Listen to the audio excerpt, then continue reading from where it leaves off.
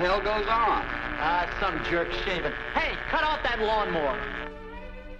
Relax, Junior. I got a date with the Queen of Sheba. She's allergic to beards. Are you silly? Take it easy. I'll fix it.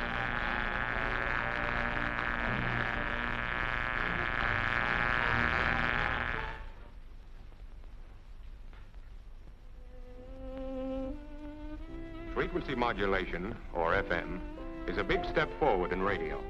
When you tune in, you hear what the studio mic hears.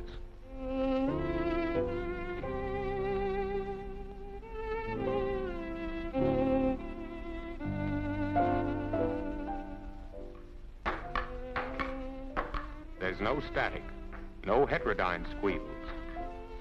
The guy with the electric razor can use it all he wants. A GI can dial his girl's number. All these things in the same area, but they won't bother reception. Well, you've seen what FM means to ordinary, everyday reception. But what's its military value? Just this. Until the Army turned to FM for some of its installations, radio interference was a communication headache. Sets out on the battlefield picked up static. Static that hashed up the incoming signal. Tank tracks created static that made reception damn near impossible. Then there are teletypes, battery chargers, armored cars, tanks. The material of modern war, as well as such natural phenomena as storms, created enormous amounts of electrical interference. Frequency modulation licks this problem, and that's why we want you to know something about it. Now, the best way we can explain FM is to compare it with AM, meaning, of course, amplitude modulation. The kind that's never been able to comb static out of its hair. Now, this oscillator generates a radio wave we call the carrier. It's then fed into the amplifier where it's strengthened. But it's unmodulated, unchanging. It carries no message, or as we say, no intelligence. It's something like the steady, monotonous note of a trumpet. In order to carry a message, the wave must have the intelligence impressed on it. Now, in AM, it's done like this. The intelligence goes into the mic as sound. The mic changes the sound into electrical energy that varies at an audio rate according to the sound. The electrical energy is fed into the modulator, where it's amplified. From here, it goes into the amplifier, where the fluctuations in electrical energy are impressed on the carrier, or radio wave, generated by the oscillator. Now, what's that mean? Well, just this. The carrier is modulated.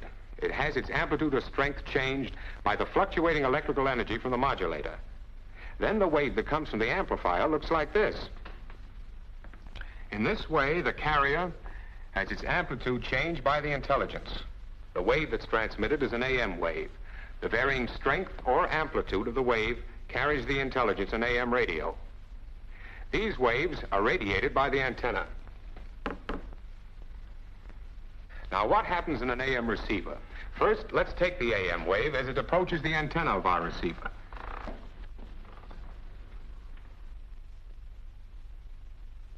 The AM receiver picks up the waves. First, it amplifies them this way.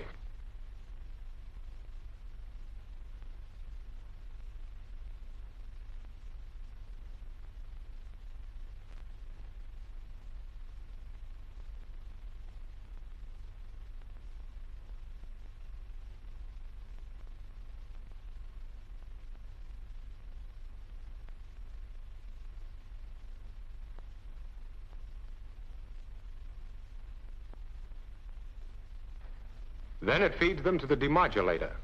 The demodulator changes the RF amplitude variations back into audio frequency energy.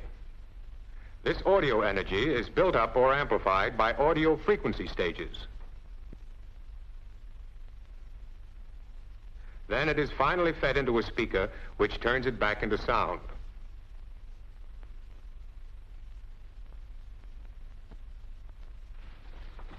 That's how amplitude modulation works. Of course, we've gone over parts of it pretty sketchily because we're taking for granted you're fairly well grounded in AM radio by now.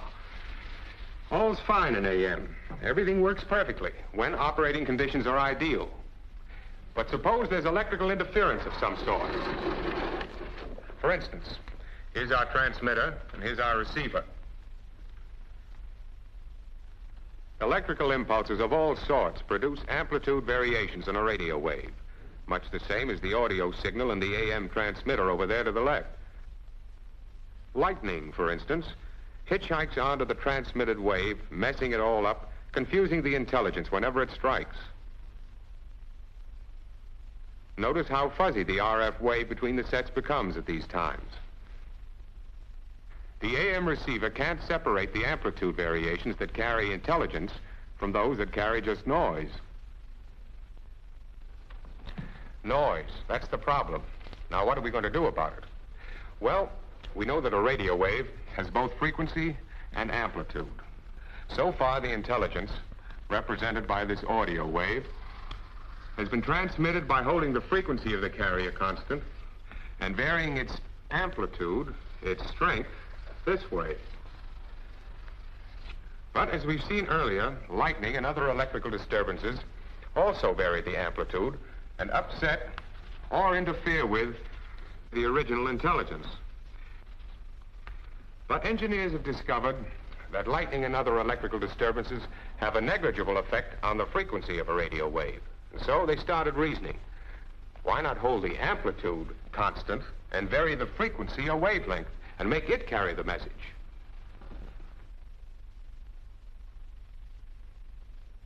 Where AM carries its intelligence by increasing and decreasing the strength of its carrier, this new type would do the same job by varying or modulating the frequency of its carrier.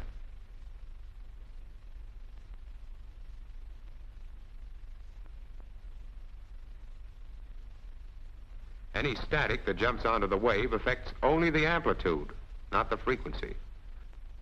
The intelligence, therefore, is not affected. FM radio is based on this idea. The changing frequencies carry the message as clear as a bell. There are several types of FM transmitters used by the Army.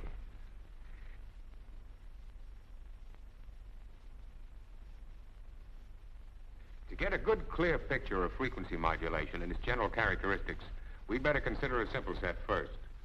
Just as in AM, the carrier wave is produced, or generated, if you like, by an oscillator. In FM, this carrier wave is called the rest, or resting frequency, when it's unmodulated.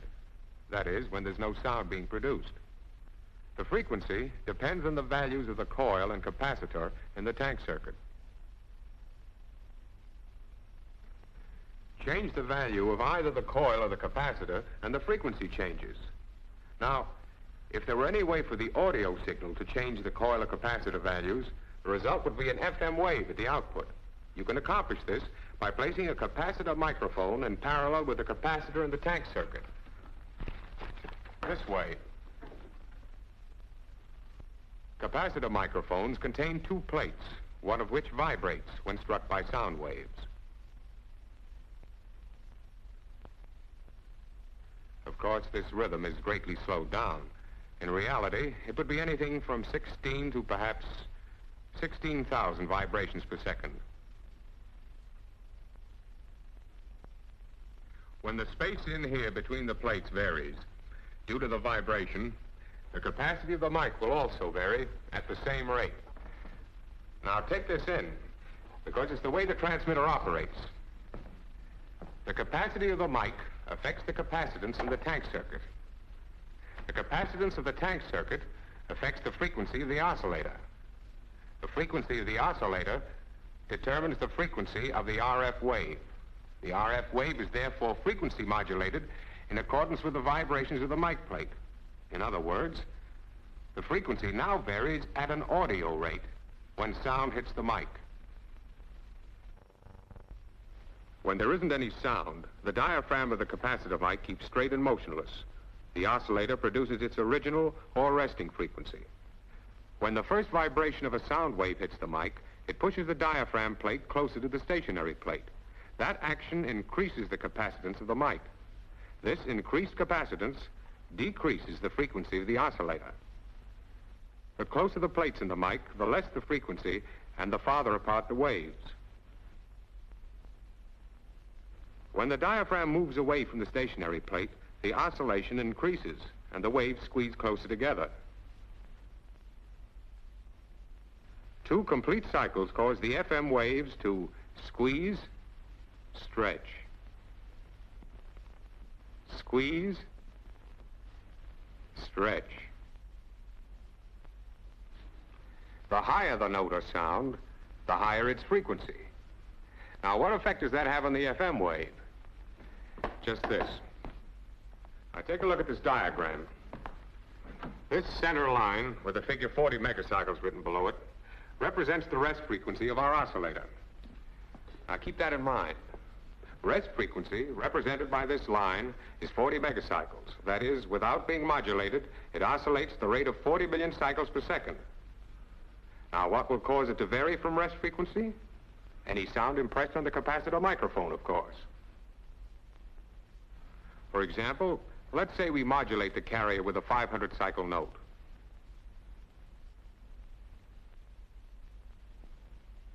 We get a frequency that swings back and forth above and below the rest frequency 500 times per second.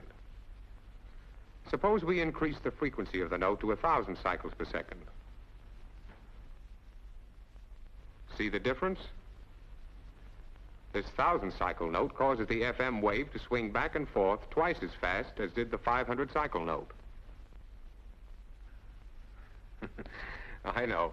You're wondering why these 2 notes of different pitch swing back and forth the same amount across the rest frequency. Well, that brings us to a very important point, or rather 2 points: rate of change and amount of change. You know now that frequency affects rate of change. Let's see what affects amount of change. Take the 500 cycle note again, but make it louder. Then this happens.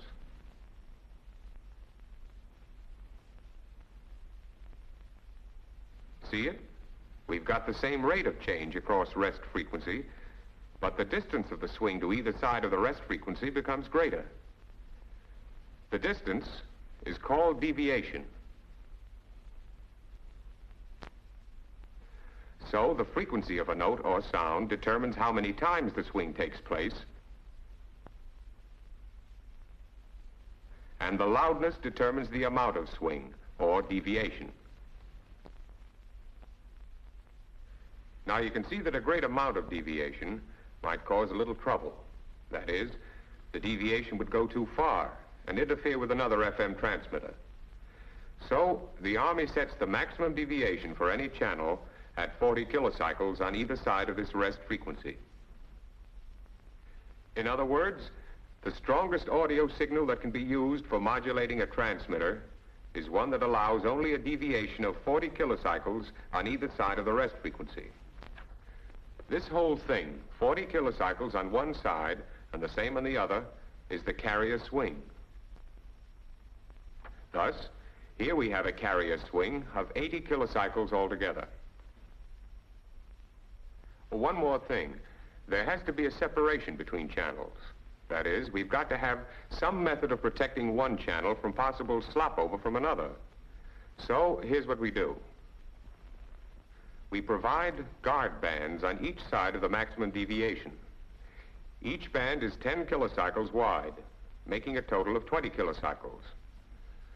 The channel allotted to each station consists of 2 deviation ranges of 40 kilocycles each, plus a 10 kilocycle guard band on each side. That's a total of 100 kilocycles.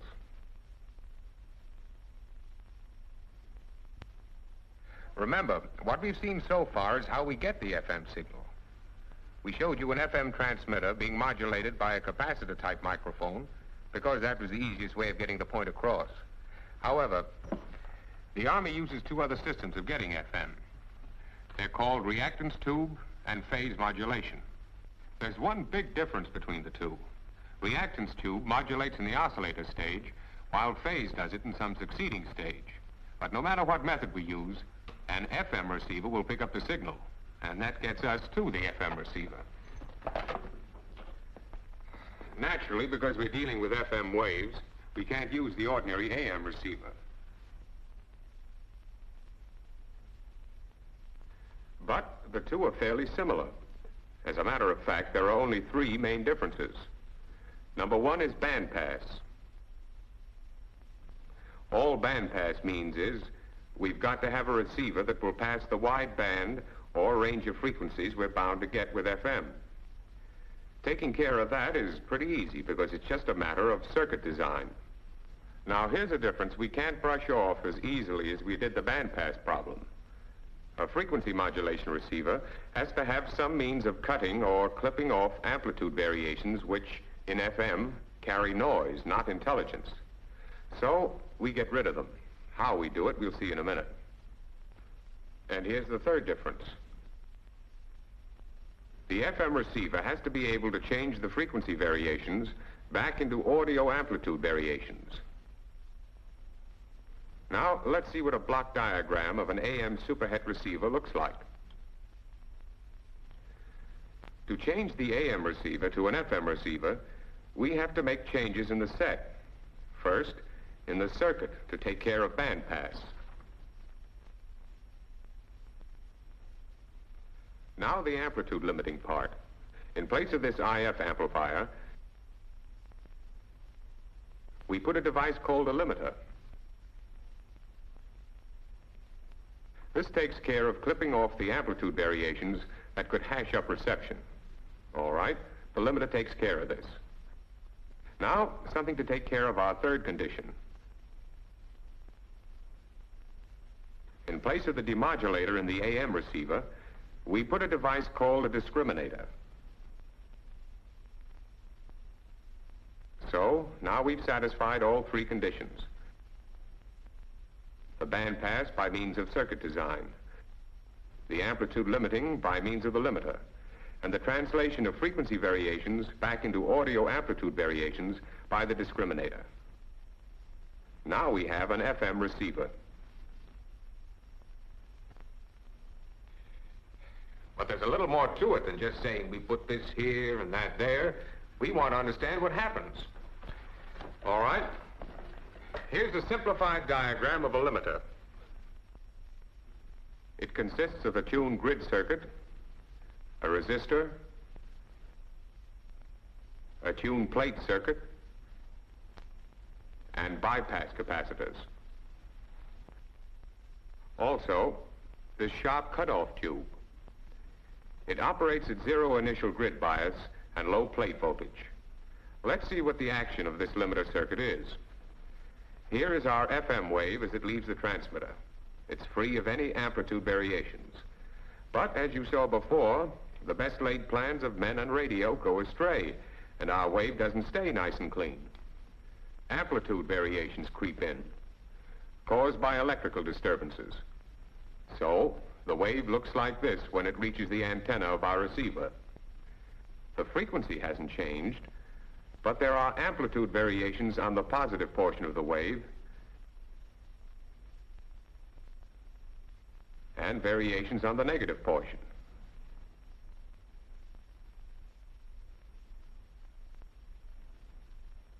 Now, let's take this wave through the limiter. The incoming wave induces a voltage in the first tuned circuit.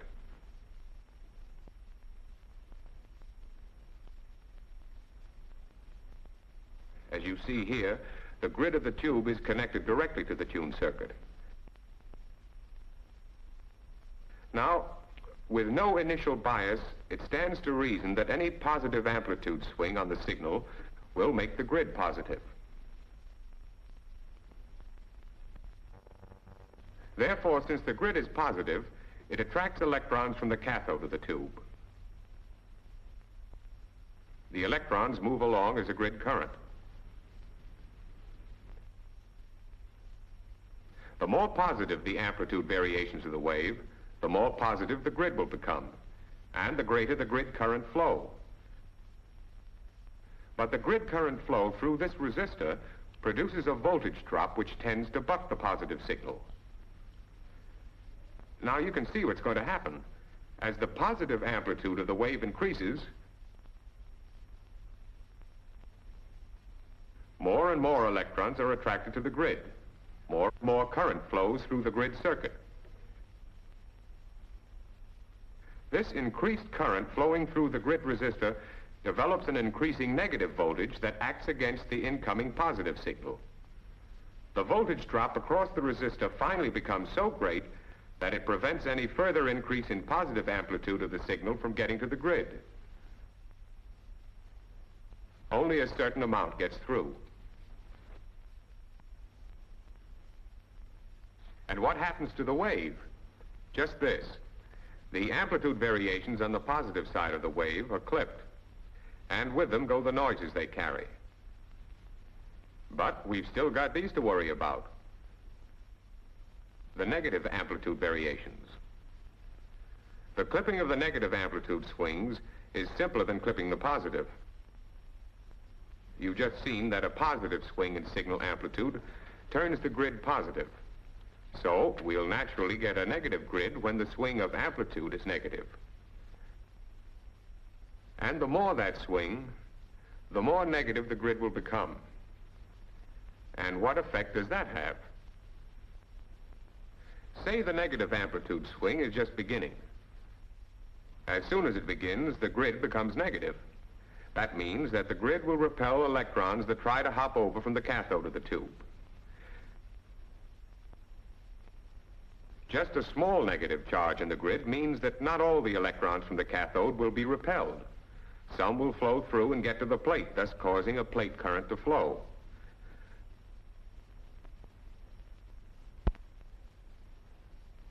But as the negative amplitude swing of the signal becomes larger, the grid becomes more negative.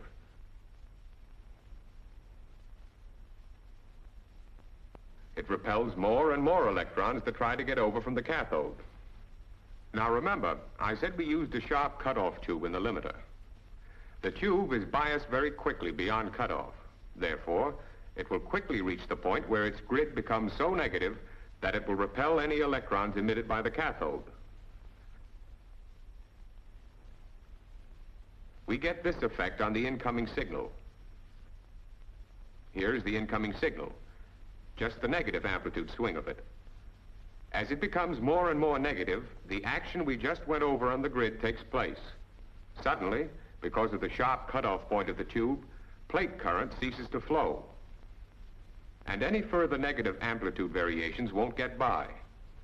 The negative portion of the wave now looks like this.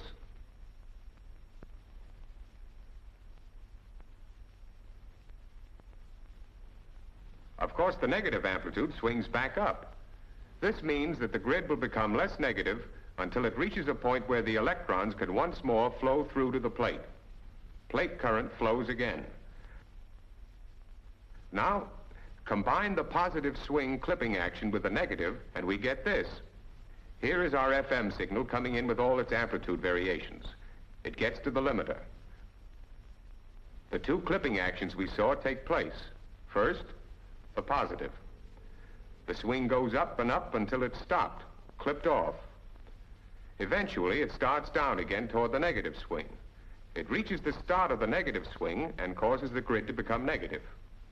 When the cutoff point of the tube is reached, the negative swing is clipped. The result of these clipping actions is this kind of a wave. Now we have what we went after, a wave with constant amplitude, with all amplitude variations clipped off. The intelligence is still with us, carried in the frequency variations. But we still have a little trouble to get rid of. Notice that the tops and bottoms are squared off. That will mean distortion of the signal. The tune plate circuit takes care of that. It's able to smooth off any irregularities or sharp corners of a wave by what is called flywheel effect. So the wave that leaves the limiter will look like this. And that's it. Now the wave is ready for the discriminator, the device that interprets these frequency variations as audio voltage variations. Now, here's a simplified diagram of a discriminator. It consists of a tuned circuit, a diode detector tube, and a load resistor with a bypass capacitor across it.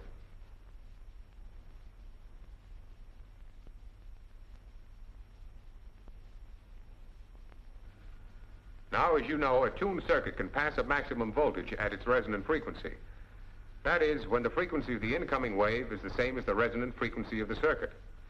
Now, let's see the response curve of the tuned circuit.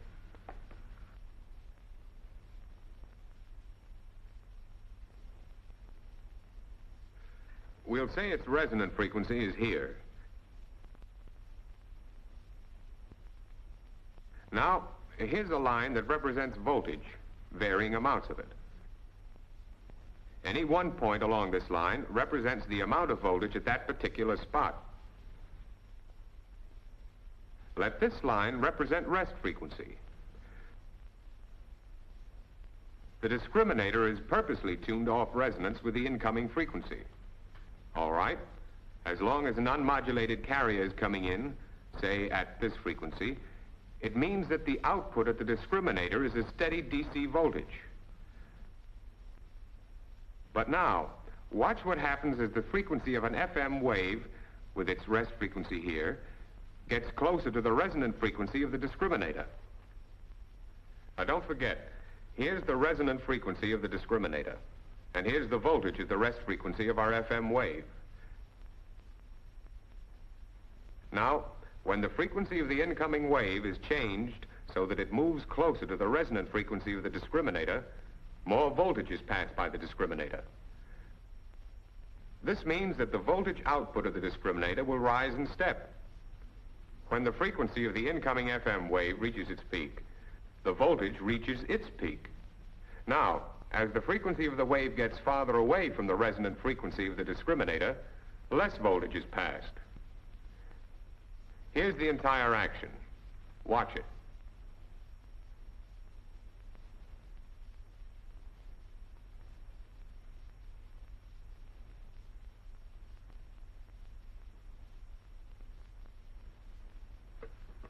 So you can see that the voltage output of the discriminator is an audio frequency voltage, which is exactly in step with the frequency variations.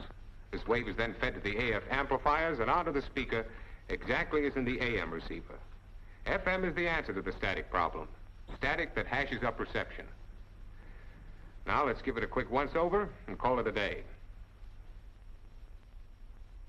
Okay, first, the FM wave is generated or formed at the transmitter by one of several methods.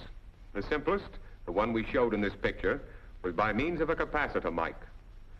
This capacitor mic, you remember, increased or decreased in capacitance according to the sound that hit it. Increasing or decreasing the capacitance of the mic affected the frequency of the oscillator. The two army methods of getting FM are reactance tube and phase modulation. But no matter what method is used, the FM wave is radiated by the transmitting antenna. The receiving antenna picks it up, it's amplified, and then fed into the device called the limiter. The limiter clips off any amplitude modulations that would come out of the speaker as noise. From the limiter, the now cleaned up wave is fed into the discriminator. This device changes frequency variations back into audio voltage variations. From there, it's into the amplifier and out of the speaker. So, briefly and simply, you've seen the how, why, and what of frequency modulation. Electrical disturbances don't bother FM as far as the static they cause is concerned. When frequency modulation is used, you can be sure that electrical interference won't hash up your messages.